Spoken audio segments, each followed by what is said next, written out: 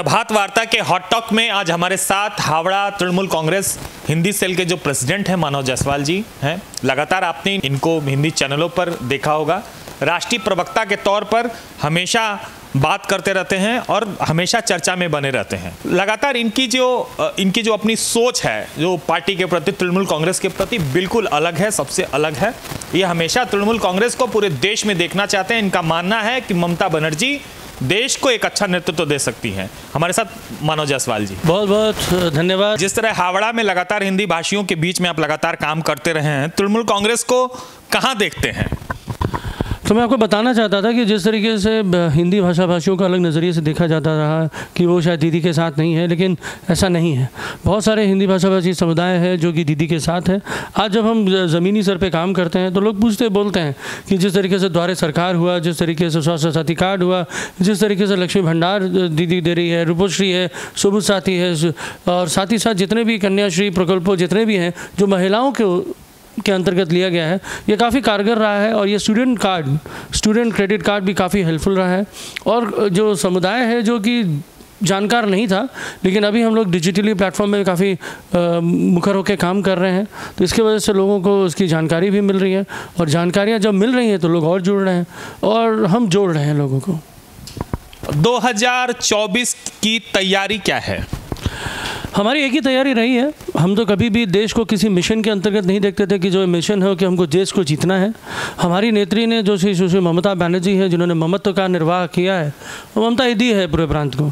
उन्होंने हम लोगों को सिखाया है कि हम एक सेवक हैं, सेवा भाव से हम लोगों से जुड़ रहे हैं और हम सेवा करने के लिए तत्पर हैं। और साथ ही साथ हमारा जो समर्पण है पूरे देश के प्रति, वो सिर्फ एक ही शब्द पे निर्भर है, वो है सेवा।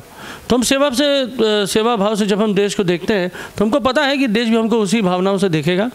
महिलाएं जुड़ रही हैं, युवा जुड़ रहे हैं, मध्यवर्गीय व्यवसाय बिखर गए हैं बीजेपी से, वो हमसे जुड़ रहे हैं। उनमें बहुत सारी अपेक्षा आ गई हैं। वजीर आजम की गद्दी कैसे मिलेगी? भाई ये तो उनको सोचना चाहिए जो चाहते हैं कि भाई हम वजीर आजम बने। हम तो सेवक बनना चाहते हैं। सेवक को गद्दी की आवश्यकता होती नहीं है। और अगर सही सेवक हो तो जनता जनार्दन है, जनता खुद उसको उस गद्दी में पहुंचा देगी। और ये गद्दी जो है ये काफ़ी भ्रमित करने वाली गद्दी है। लोग काफ़ी भ्रमित हो जाते हैं कि भाई ये जो पावर है वो उनके लिए निरंतर रहेगा, वो अजीब रहेंगे। ऐसा नहीं है। हमने हमारे देश ने बहुत सारे शासकों को देखा है। एक समय था जब बोलते थे कि India means Indira, Indira means India, लेकिन वो भी हारी।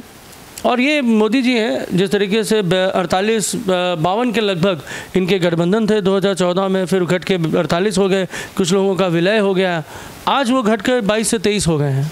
तो भाई एनडीए तो कहीं दिख नहीं रही है।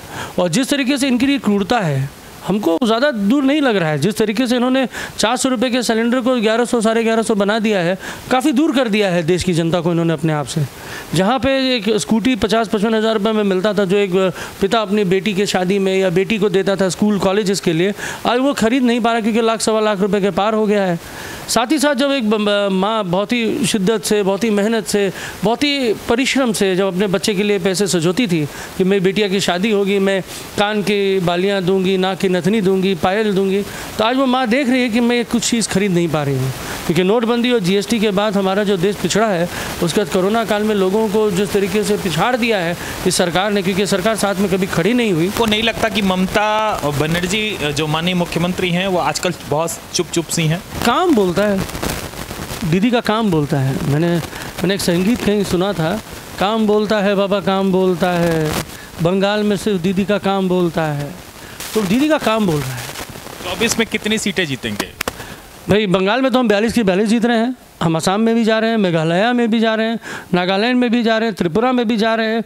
और कुछ एक क्षेत्र है जहाँ पे झारखंड है, बिहार है, उत्तर प्रदेश है, कुछ हमारे तमिलनाडु में भी हमारी जो संगठन है वो भी काम कर रही है, गोवा में भी हम काम कर रहे हैं। तो हमको उम्मीद है कि हम अच्छी खासी सीटें, लगभग ट्रिपल डिजिट के ऊपर हम सीटें लेके आएंगे और हम लोग बीजेपी को पछाड़ेंगे और एक बहुत अच्छा गठबंधन होकर, बड़ी बड़ी पार्टियों का गठबंधन होगा, ना कि 48-52 पार्टियों का गठबंधन जो बीजेपी बोलती है कि भाई वो सबसे बड़ी पार्टी है, लेकिन 52-55 पार्टियों के साथ गठबंधन बना के वो सरकार में है।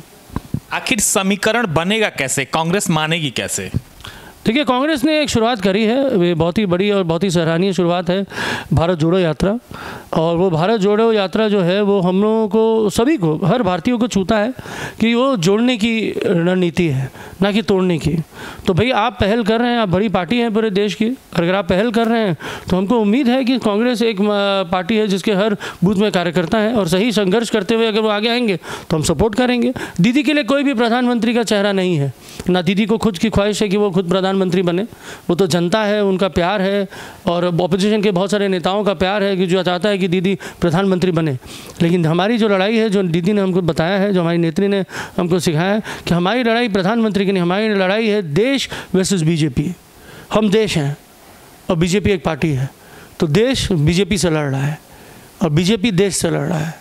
बहुत बहुत धन्यवाद आपको समय देने के लिए। जो सबसे बड़ी बात है कि मानव जायसवाल राष्ट्रीय प्रवक्ता भी हैं और इनकी जो शिक्षा दीक्षा हुई है वो लंदन से हुई है, काफ़ी शिक्षित माने जाते हैं तृणमूल कांग्रेस में कि एक शिक्षित नेता के रूप में अगर कोई नाम आता है तो उसमें डॉक्टर मानव जायसवाल का नाम ज़रूर आता है।